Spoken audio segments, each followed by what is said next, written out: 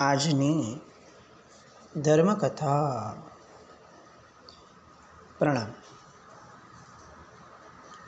પૂર્વાપર સંબંધના કથાનકો.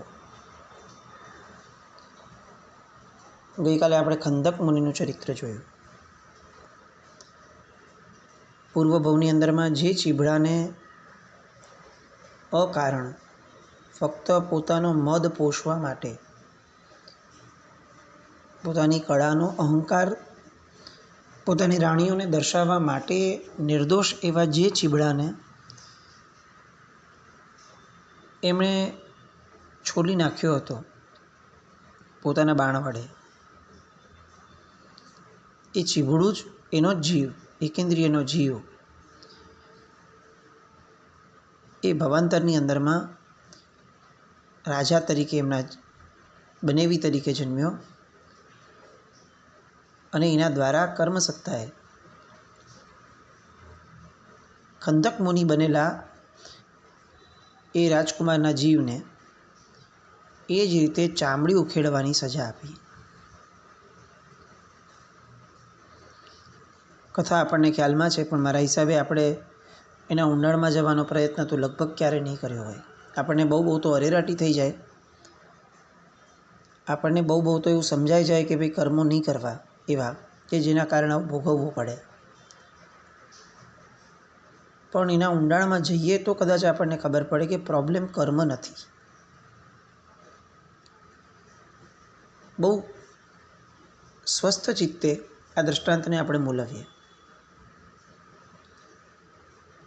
રાજકુમારના ભવની અંદરમાં એમણે જે કર્યું એ એમનો મદ હતો.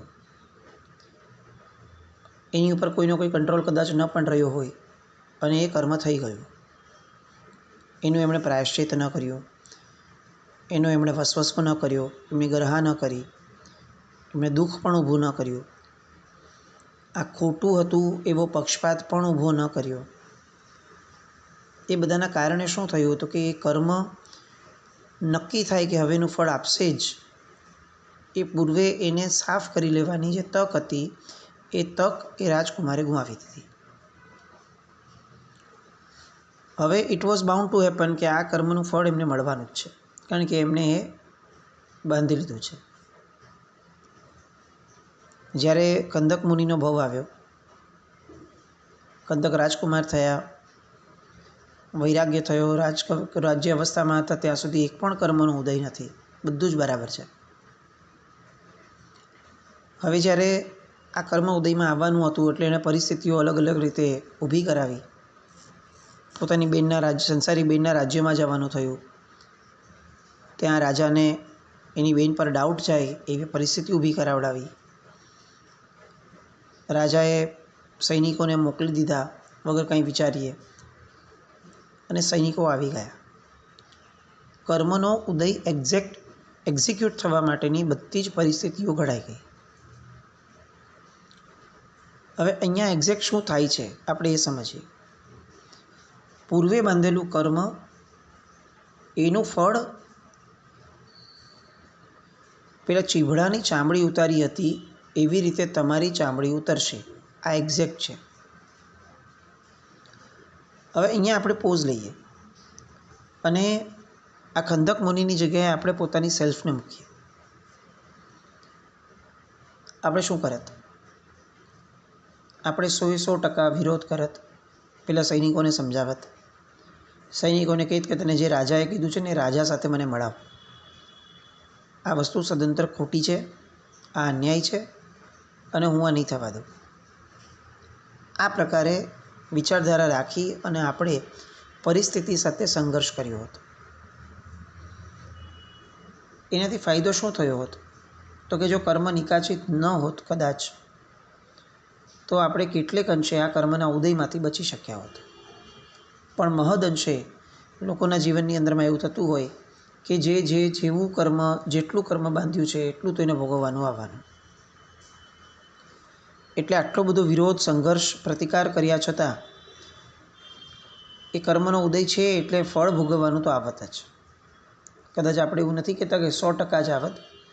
થોડો પુરુષાર્થ કર્યો હોત અને જો ભાગ્ય હોત, કર્મ થોડું મોડું હોત, એ સમયનું તો એમને પુરુષાર્થનું કેટલુંક ફળ મળી પણ જાત કદાચ. પણ ખંદક મુનિએ આમાંનું કંઈ ન કર્યું. પરિસ્થિતિનો લેશ માત્ર પણ પ્રતિકાર એમણે ન કર્યો. તો એમણે શું કર્યું? બસ બેઠા રહ્યા, જે થતું એ થવા દીધું? તો કે ના, એ પણ નહીં.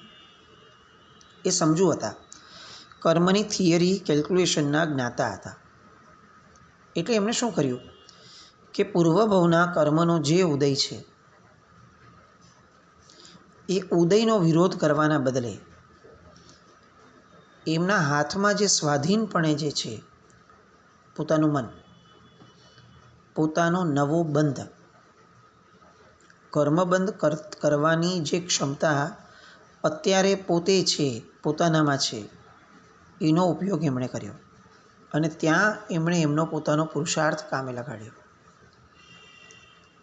એમણે શું કર્યું? સૈનિકોનો વિરોધ કરવાના બદલે પોતાના મનને સમજાવવાનું ચાલુ કર્યું કે જો આ ઉદય આવ્યો છે, પરિસ્થિતિ સાથે સંઘર્ષ કરવો એ અર્થવિહીન છે. કર્મનું ગણિત એમ કહે છે કે પરિસ્થિતિની સાથે કે વ્યક્તિઓની સાથે બટકા ભરવા અને પરિસ્થિતિઓને ખાળવા માટે પ્રયત્ન કરવો એ તો લાચારી છે. જો મારું જ કરેલું મને ઉદયમાં આવતું હોય તો એને સ્વીકારવું એ મારી ફરજ છે. આ રીતે આ થિયરીથી એમણે પોતાના મનને વાળવાનું શરૂ કર્યું. એમને હજી જ્ઞાન નથી કે મેં ગયા ભાવમાં ચીભડાને આવી રીતે છાલ કાઢેલી એટલે મને આ ફળ મળે છે, એવું એમને પ્રત્યક્ષ જ્ઞાન નથી. પણ આગમના આધારે, પોતાની શ્રદ્ધાના આધારે, સમ્યક દર્શનના આધારે એમને એ ખ્યાલમાં છે કે આ જગતની અંદરમાં આપણી સાથે જે બને છે એ બધું જ ન્યાયી છે. આ અચલ શ્રદ્ધા એમણે ઊભી કરી. મારી છાલ ઉતરે છે એનો મતલબ કે મેં ક્યારેક કોઈકની છાલ કાઢેલી, આ સત્યનો એમણે સ્વીકાર કર્યો અપ્રત્યક્ષ રીતે. પોતે જોયું નથી, પોતાને પૂર્વ બહુ ખબર નથી, કોઈ જાતિ સ્મરણ જ્ઞાન નથી, કોઈ જ્ઞાની ગુરુ ભગવાન મળ્યા નથી. કર્મની થિયરીનો સૈદ્ધાંતિક સ્વીકાર એમના મનમાં હતો. હવે રહી વાત એ સમયે પોતાના શરીરની વેદનાની, તો એમણે શું કર્યું? વેદના તો થઈ જ હોય એમને પણ, કોઈ અવતારી પુરુષ પણ હોય ને તો પણ શરીરની વેદના તો વેદના રહેવાની જ છે. એમણે શું કર્યું? એમણે એ વેદનાની જે સંવેદના પોતાના મનને, હૃદયને ઊભી થાય, એ સંવેદનામાંથી મનને પાછું ખેંચી લીધું અને અત્યંત પુરુષાર્થપૂર્વક એ મનને પોતાના આત્મ સ્વભાવની અંદરમાં રમવા માટે જોડી દીધું. તું કોણ છે? આ જેને સંવેદાય છે એ તું નથી, એ તારું શરીર છે. તું તો અલગ છે દોસ્ત, કારણ કે જો તું શરીર હોત તો તું આની હારે મરી જઈશ, પણ તું મરવાનો નથી, તું તો અમર છે. તો આ સંવેદવામાં તારું ઉપસ્થિત રહેવું આવશ્યક નથી. આ સૈનિકો જે કરે છે એ જોવું, સમજવું, એને રિએક્ટ કરવું, એમાંની એક પણ ઘટના દોસ્ત કમ્પલસરી નથી. તું નીકળી જા આ બધામાંથી.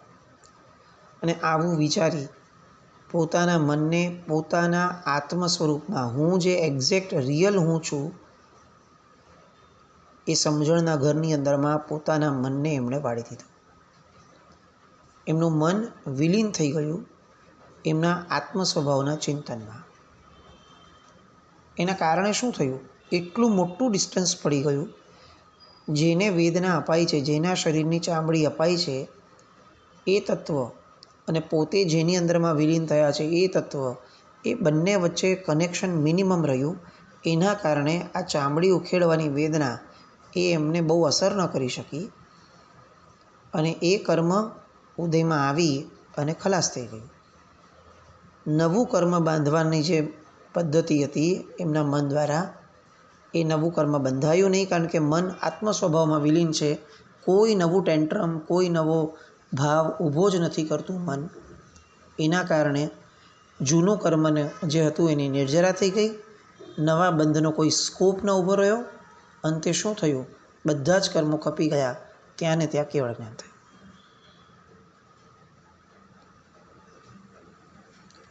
મૂળ પદ્ધતિ આ છે આપણી. આપણે આ સમજતા ઓછા છીએ.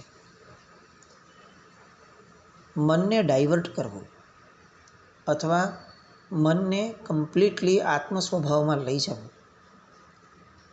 પુરુષાર્થ ત્યાં કરવાનો છે. ધર્મ એ છે. પરિસ્થિતિઓની સામે બટકા ભરવા, પરિસ્થિતિઓનો વિરોધ કરવો, ન્યાય અન્યાય, સત્ય અસત્ય આ બધા ભેદમાં પડવું, હું ખોટો તું સાચો, હું સાચો તું ખોટો, આ બધા અહંકારના પોષણમાં જવું, એ ધર્મ ન હોય. આપણે ત્યાં પુરુષાર્થ નથી એવું નથી, પણ પુરુષાર્થની દિશા એ પરિસ્થિતિ સાથે લડવામાં નથી વાપરવાની, મનોસ્થિતિને બદલાવવામાં લડવાની છે. કર્મનો જે ઉદય છે એ ઉદયને બદલાવવા માટે પુરુષાર્થ કામ પર નથી લગાડવાનો.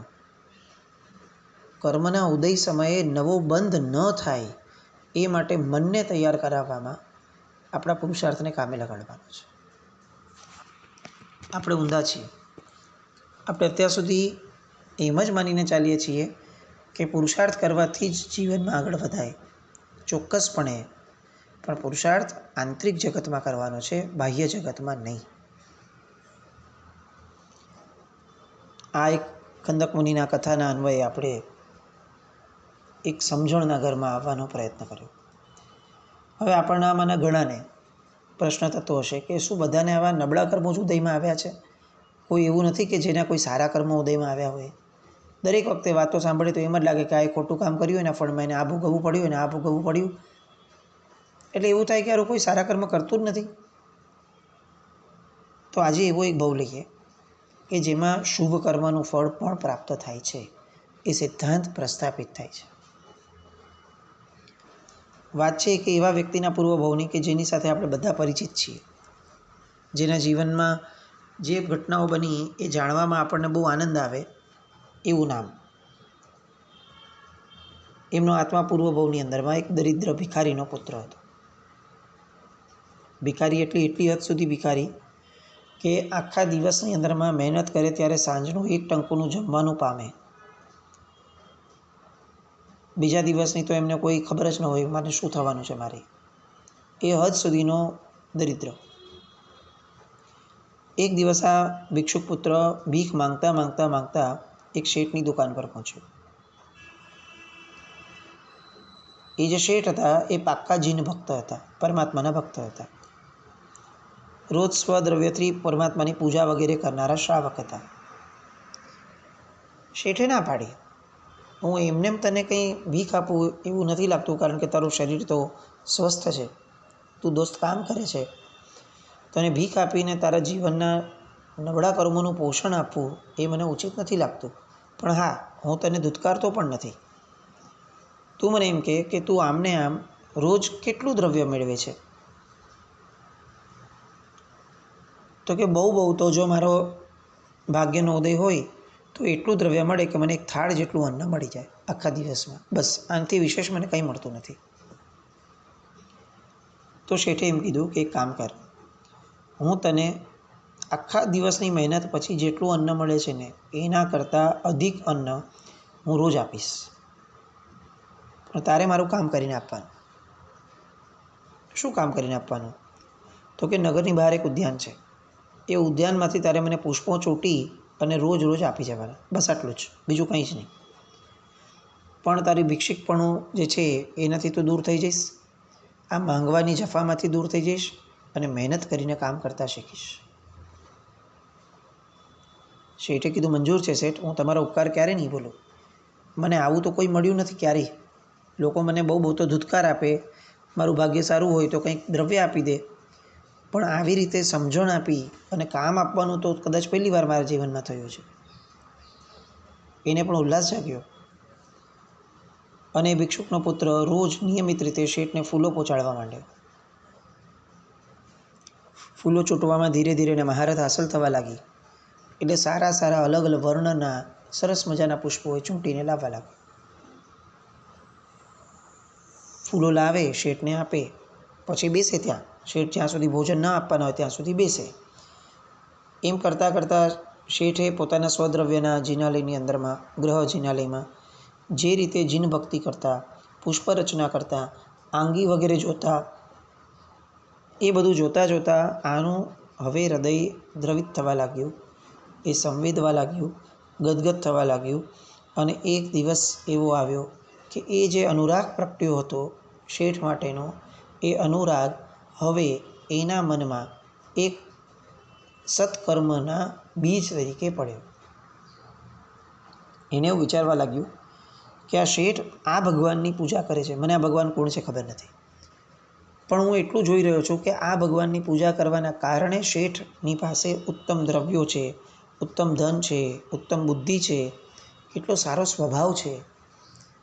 તો એનો અર્થ એવો છે કે આવી રીતે પૂજા કરવાથી અથવા આ તત્વની પૂજા કરવાથી, આ ભગવાનની પૂજા કરવાથી આ બધું મળતું હશે. એને ધર્મનું કોઈ જ્ઞાન નથી, એને કોઈ પણ પ્રકારની સમજણ નથી, કોઈ અહોભાવ પરમાત્મા પ્રત્યેનો તાત્વિક એના મનમાં નથી. એ ભિક્ષુક છે, ફક્ત પોતાના ગમતી વસ્તુ, પોતાને જે નથી મળી એ વસ્તુ શેઠને મળેલી દેખાય અને એણે એવું કલ્પ્યું કે આ ભગવાનની પૂજાથી જ એમને પુણ્ય મળતું હશે.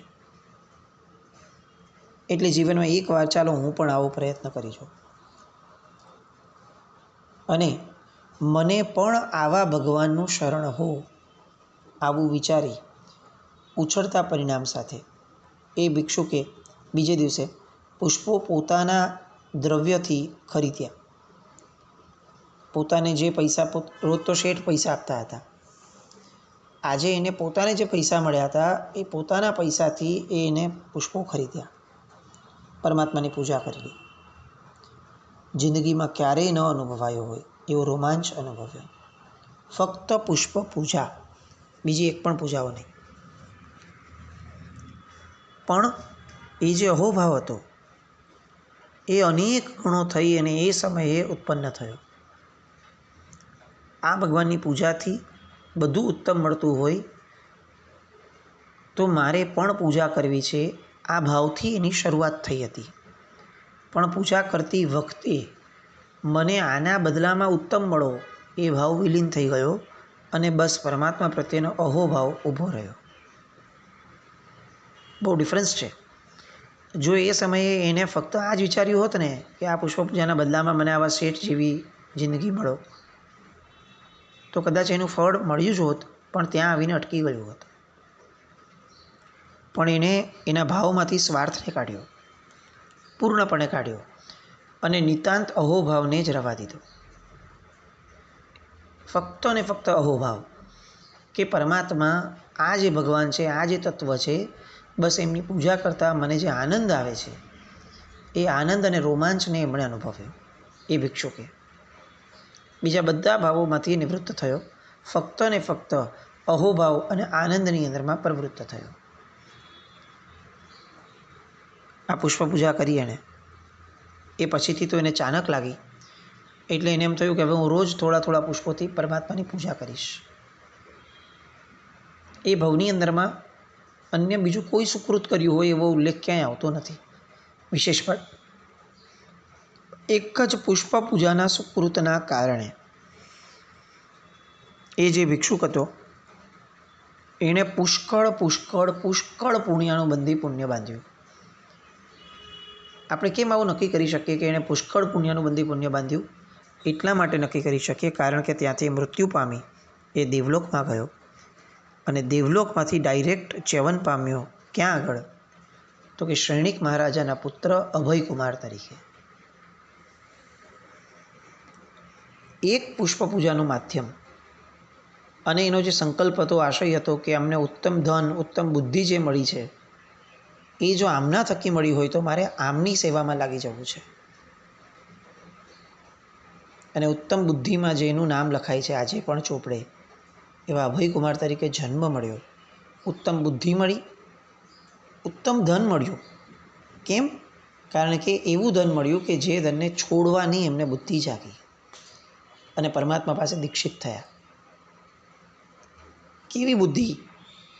તો કે એવી બુદ્ધિ કે પોતે સમજી શક્યા કે જો હું હવે રાજા થઈશ, પોતાને રાજા બનવાનું હતું. જે દિવસે નક્કી થયું કે રાજા બનવાનું થશે મારું અને રાજર્ષિ રાજા બનીને દીક્ષા લેનારા છેલ્લા તો એમાં મારું નામ નથી દેખાતું, પરમાત્મા બોલ્યા એમાં, તો મારે રાજા જ નથી બનવું. રાજા ન બનવા માટે એમણે ટેન્ટ્રમ કર્યા અને અંતે પોતે પરમાત્મા પાસે દીક્ષિત થયા અને પોતાના પરલોકને સાધી લીધો. આવી બુદ્ધિ મળી. શુભતા પણ અનન્ય ફળ આપનારી છે. ખાલી એક જ છે કે એ શુભતા તીવ્રતા સાથે થયેલી હોવી જોઈએ. નબળા આશય સાથે ન જોઈએ, કોઈ નબળા સંકલ્પો સાથે ન જોઈએ, સાહજિક હોવી જોઈએ, પરમાત્મા તત્વ પ્રત્યેના અહોભાવની હોવી જોઈએ અને પોતે ઓળઘોળ થઈને કરેલી પ્રક્રિયાઓ હોવી જોઈએ. આવી શુભતાઓ પણ અનન્ય ફળ આપે જ છે. આવા અઢળક દ્રષ્ટાંતો શાસ્ત્રોમાં છે. આવાનું એક દ્રષ્ટાંત આપણે અભયકુમારનું જોયું. હજી બીજા દ્રષ્ટાંતો પણ જોશું. ફક્ત પાપ જ ઉદયમાં આવે છે એવું નથી, શુભતાઓ પણ ઉદયમાં આવી શકે છે. બસ આ બધી થિયરીઝને આપણે આ પૂર્વાપર સંબંધોના ચરિત્રો દ્વારા સમજવાનો પ્રયત્ન કરી શકીએ. એ આશયપૂર્વક લેવાયેલા ચરિત્રો એની શુભતાને પામે એવી શુભમંગલ કામના સાથે જીના આજ્ઞા કંઈ પણ બોલાય તો મિચ્છામિ દુક્કડમ. જૈનમ જયતિ શાસ્ત્રમ.